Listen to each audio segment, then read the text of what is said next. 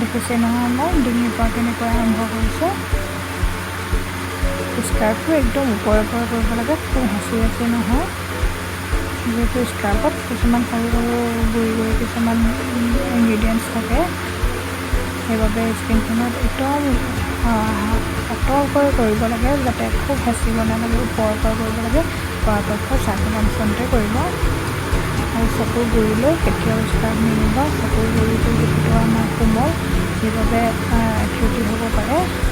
এনেদৰে নাকৰ গুৰিবোৰ দিব। ব্লেকেটছ হোৱাইটছৰ প্ৰব্লেম থাকে, সেইবিলাকৰ কাৰণে বা তাত অইলটো জমা হয়, সেইবিলাক ক্লিন হ'ব কাৰণে তেনেদৰে দিব। আৰু কপালখন দিবলৈ নাপাহৰিব। এনেকৈ চব চাৰ্কুলাৰ মোচনত দিলেই হ'ল।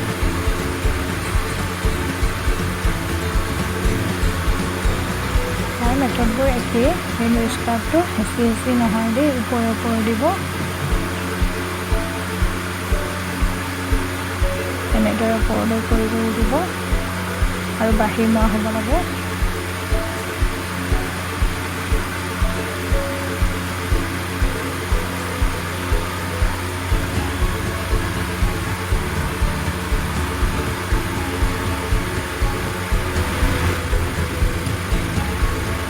মই ভিডিঅ'টো অলপ ফাষ্ট কৰি দিছোঁ আৰু এনেদৰে পানী দি কৰিব, যাতে স্কিনখন শুকাই নাযায়। তেতিয়া কৰিবলৈ সহজ হয় আৰু স্কিনখনৰ কষ্ট নাপায়। এনেদৰে ডিঙিটো দিব।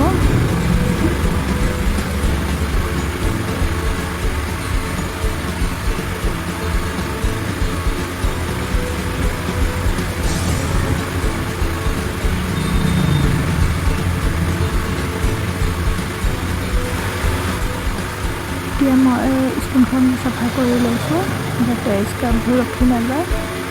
ভালদৰে চাফা কৰি লৈছোঁ। এতিয়া চাওকচোন মোৰ স্কিনখন কিমান ক্লিন হৈ গ'ল, কিমান ধুনীয়া উজ্জ্বল হৈ পৰিছে।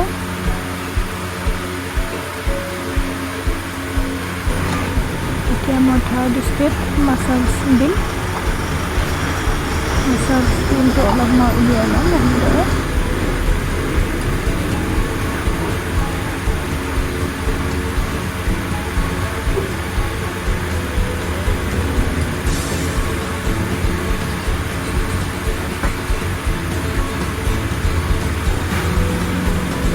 সামান্য মাছাজ ক্ৰীমেই মোৰ মাছাজটো হৈ যাব। চাওকচোন কিমান কম লাগে এই মাছাজ ক্ৰীমটো।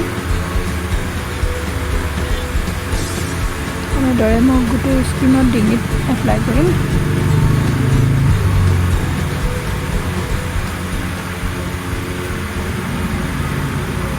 ডিঙিৰ পৰা মই আৰম্ভ কৰিছোঁ, চাওক কেনেদৰে কৰিছোঁ। ওপৰমুৱাকৈ ওপৰলৈ দাঙি কৰিব লাগে। মাছাজৰ যিহেতু কেইবাটাও ষ্টেপ থাকে, তথাপিও মই গোটেইকেইটা ষ্টেপ এতিয়া ইয়াত শিকাব নোৱাৰিম, যিহেতু মই আপোনালোকক নিজে কৰিবলৈ শিকাইছোঁ। সেইবাবে মই যিদৰে কৰিছোঁ সেইদৰে কৰিবলৈ চেষ্টা কৰিব।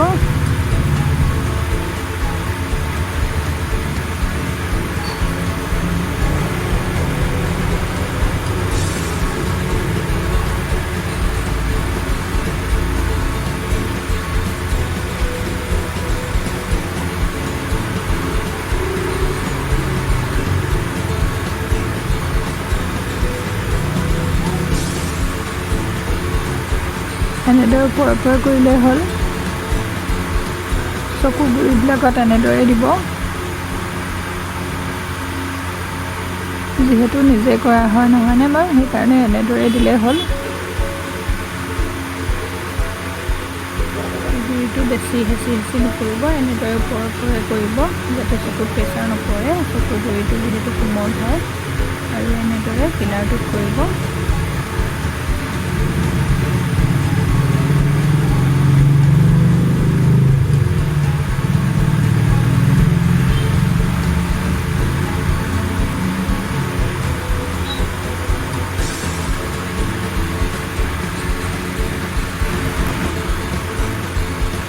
সেই ভিডিঅ'টো অলপ ফাষ্ট কৰি দিছোঁ, যিহেতু দীঘল হৈ গৈছে। আপোনালোকে পানী ব্যৱহাৰ নকৰিব, এনেদৰে কৰিব। মাছাজ ক্ৰীমত পানী ব্যৱহাৰ নকৰে।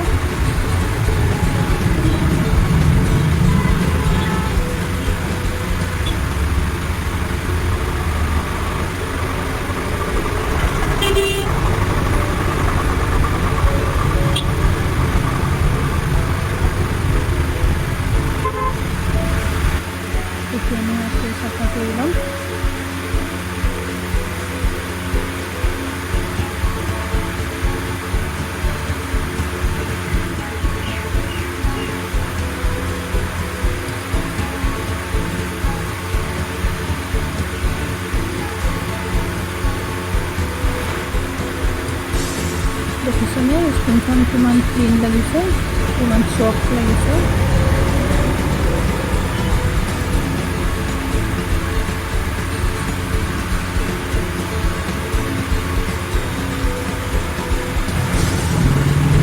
এতিয়া মই ফেচ মাস্ক এপ্লাই কৰিম।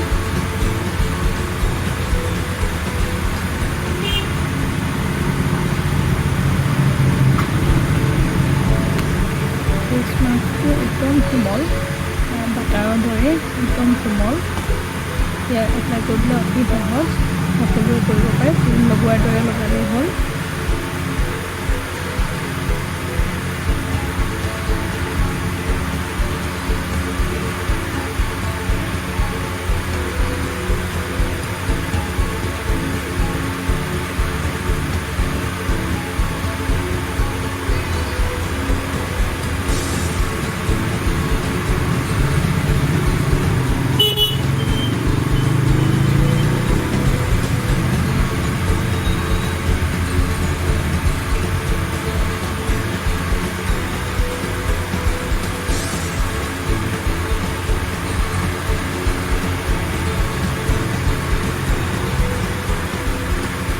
ডিঙিটো লগাবলৈ নাপাহৰিব, ডিঙিটো এনেদৰে লগাব।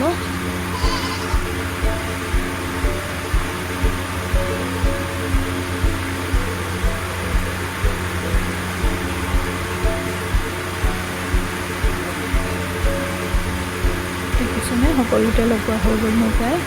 এতিয়া মই 5 মিনিট সময় ৰখিম, তাৰপাছত এনেদৰে লাহে লাহে মাছাজ দিম।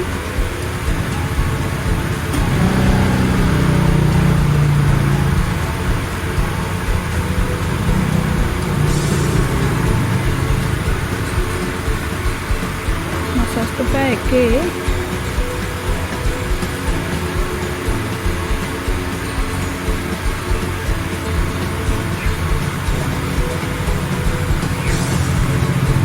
খুব লাহে লাহে কোমলকৈ কৰিব লাগে।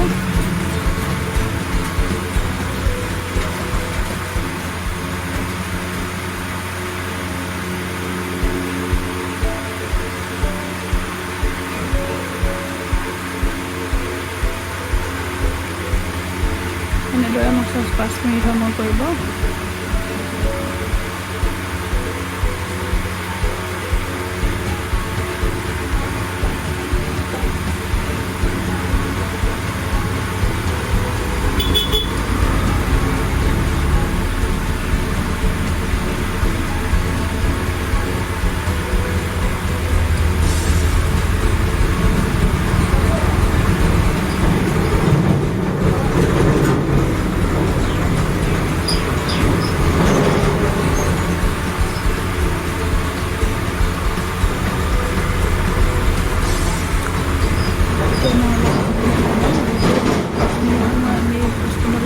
গৈছিলে সেইবোৰ অলপ শুকাই গৈছিলে।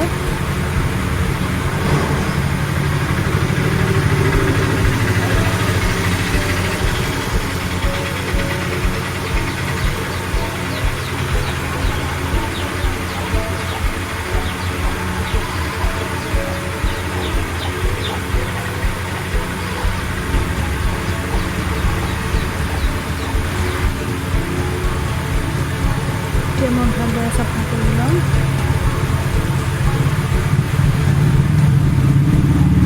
যিমান সম্ভৱ হয় হাৱা পানীৰে মুখখন চাফা কৰিবলৈ চাব।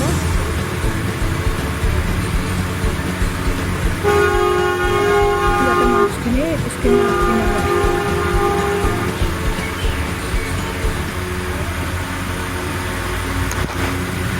এতিয়া চাওক ফাইনেল লুকছ মোৰ স্কিনখন কিমান কোমল আৰু কিমান উজ্জ্বল হৈ পৰিছে।